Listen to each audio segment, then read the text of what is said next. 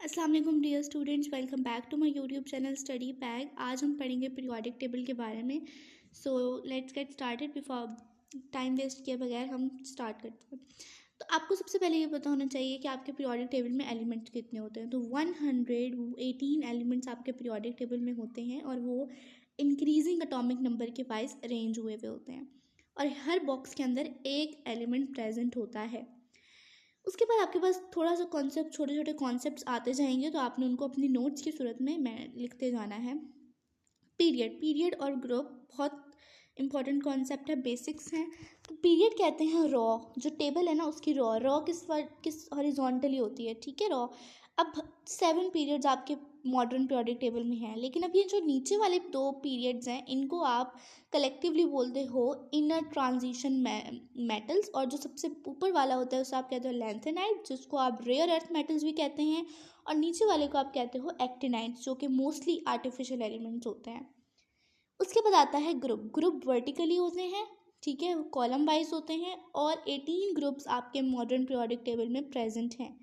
Group 3 to 12 जो होते हैं, यानी कि ये जो यहाँ से लेके यहाँ तक के जो ग्रुप हैं इनको आप ट्रांजिशन मेटल्स भी कहते हो, और इनको डी ब्लॉक मेटल्स भी या फिर डी ब्लॉक भी कहा जाता है, डी ब्लॉक मेटल्स भी कहा जाता है। उसके बाद स्टूडेंट्स, अब यहाँ पे एक छोटा सा कॉन्सेप्ट है कि जो नंबरिंग है 1 से 18 ये इस्टेब्लिश हुई थी IUPAC से, लेकिन जो मोस्ट मॉडर्न पीरियोडिक टेबल है उसके अंदर आप कुछ रोमन न्यूमेरिकल्स और लेटर कॉम्बिनेशन से एक जो है वो निकाल दो। जैसे कि ग्रुप 1 है, इसको आप बोलोगे रोमन में A लिख के 1 लिख के सॉरी, और उसके बाद A लगा दोगे, ठीक है। तो जो 1 2 और 13 से 16 है, 18 है सॉरी, उसको लिए आप A को लिखते हो, और जो 3 से 12 तक है उसके लिए आप बी लेटर को यूज़ करते हो, ठीक है। और जो आपके पास ग्रुप 1 2 और 13 18 है वो ग्रुप ए से बिलोंग करते हैं, जैसे कि मैंने आपको बताया, और इनको आप रिप्रेजेंटेटिव मेटल्स भी कहते हैं। उसके बाद स्टूडेंट्स एक और कॉन्सेप्ट आता है छोटा सा, मेटल्स और नॉन मेटल्स का।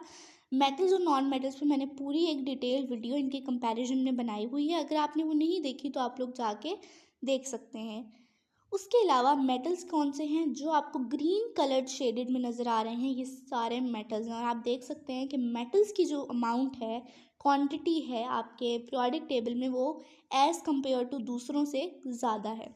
अब मेटल्स होते क्या हैं, छोटा सा ओवरव्यू दे रही हूँ, अगर आप लोगों ने इसको डिटेल देखना है तो आप मेरी पिछली वीडियो में जाके देख सकते हैं। मेटल्स गुड कंडक्टर होते हैं इलेक्ट्रिसिटी और हीट के, इनकी डेंसिटी बहुत ज़्यादा हाई होती है, मैलिएबल होते हैं, और इनकी मेल्टिंग पॉइंट बहुत ज़्यादा हाई होते हैं क्योंकि इनके अंदर मेटालिक बॉन्डिंग प्रेजेंट होती है। उसके बाद है मेटल्स और नॉन मेटल्स। मेटल्स और नॉन मेटल्स आपको पर्पल कलर के शेप में नज़र आ रहे होंगे। गुड कंडक्टर नहीं होते, बहुत पुअर कंडक्टर होते हैं, इलेक्ट्रिसिटी और हीट के इंटेंसिटी बहुत लो होती है, ब्रिटल होते हैं, और मेल्टिंग पॉइंट्स बहुत ज़्यादा लो होते हैं। अब बच्चों आप लोगों ने क्या देखना है, अब आप लोग ये जो येलो कलर के एलिमेंट्स देख रहे हैं, क्या आपको पता है इन्हें क्या कहा जाता है? बिल्कुल, इन्हें कहा जाता है मेटलॉइड्स। इनकी जो प्रॉपर्टीज़ होती हैं वो मेटल्स और नॉन मेटल्स दोनों से मिलती हैं, सिमिलर होती हैं, यानी कि इनकी प्रॉपर्टीज़ में नॉन मेटेलिक प्रॉपर्टीज़ भी आती हैं, लेकिन इनमें से कुछ के अंदर इलेक्ट्रिसिटी को कंडक्ट करने की एबिलिटी भी होती है, इसलिए आप इन्हें सेमी कंडक्टर भी कह सकते हैं। उसके अलावा स्टूडेंट्स, अब हमने थोड़े से पीरियोडिक ट्रेंड्स देखने हैं जो कि आपकी बेसिक्स के अंदर इंक्लूड होने चाहिए। अब पीरियोडिक ट्रेंड्स जो होते हैं वो रिपीटिंग पैटर्न्स होते हैं जो कि आपको मॉडर्न पीरियोडिक टेबल के अंदर नज़र आते हैं, जैसे जैसे आप पीरियड वाइज देखते हो या फिर जैसे जैसे आप ग्रुप वाइज देखते हो।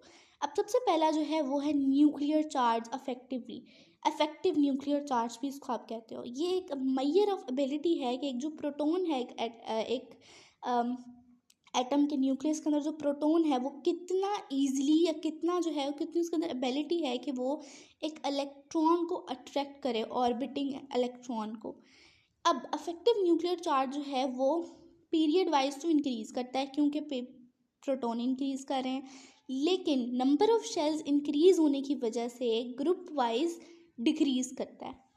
उसके बाद है एटॉमिक साइज़, क्योंकि आपका न्यूक्लियर चार्ज और एटॉमिक साइज़ का आपस में एक लिंकेज है, तो जैसे जैसे आप पीरियड वाइज क्योंकि न्यूक्लियर चार्ज इंक्रीज़ करता है तो पीरियोडिक एटॉमिक साइज़ है वो इंक्रीज़ करता जाता है, और atomic size group wise increase करता है, एटॉमिक साइज़ डिक्रीज़ करता है ग्रुप वाइज, क्योंकि चार्ज जो होता है न्यूक्लियर चार्ज वो डिक्रीज़ कर रहा है, ठीक है।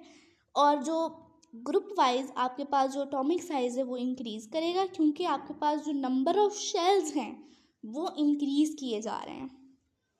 उसके बाद स्टूडेंट्स हमारे पास है रिएक्टिविटी। अब अगर आप ग्रुप 1 के अंदर देखें तो अगर आप नीचे नीचे आएंगे तो जो रिएक्टिविटी है वो इंक्रीज़ करेगी, ठीक है। अब ये क्यों होता है, क्योंकि आपके पास जो अफेक्टिव न्यूक्लियर चार्ज है वो क्या हो रहा है, वो इंक्रीज़ हो रहा है। अब यहाँ पे आपको एक और चीज़ बहुत ज़्यादा इंपॉर्टेंटली याद रखनी है कि जो ग्रुप 18 है या फिर जो 8A ग्रुप है उसको आप नोबल गैसेस कहते हैं, और ये मोस्ट स्टेबल होते हैं, ठीक है। उनका जो वैलेंस शेल होता है वो फिल्ड होता है, वैलेंस शेल कहते हैं जो आपके पास लास्ट शेल होता है, ठीक है, यानी कि जिसके अंदर जो आपके पास इलेक्ट्रॉन है जहाँ पे एंडेड है वो लास्ट ऑर्बिट, उसको आप कहते हो वैलेंस शेल। और जो आपके पास वैलेंस शेल क्योंकि फिल्ड होता है इस वजह से वो किसी के साथ बॉन्डिंग नहीं करते, वो रिएक्ट नहीं करते, तो आप इन्हें कहते हो ये इनर्ट गैसेज हैं, नोबल गैसेज हैं। सो आई होप कि बच्चों आपका क्लियर हो गया होगा सारा कॉन्सेप्ट पीरियोडिक टेबल के हवाले से। अगर अभी भी कुछ रह गया तो आप मुझसे पूछ सकते हैं इन द कमेंट सेक्शन। और अगर आपको वीडियो पसंद आई है, क्लियर हो गया कॉन्सेप्ट, तो वीडियो को लाइक करें, अपने दोस्तों के साथ शेयर करें, और अपने कोई भी टॉपिक सजेस्ट करना है तो मुझे कमेंट सेक्शन में ज़रूर बताएं। और अगर आप मेरे चैनल पे न्यू थे तो इसको सब्सक्राइब करना मत भूलिएगा। Thank you so much.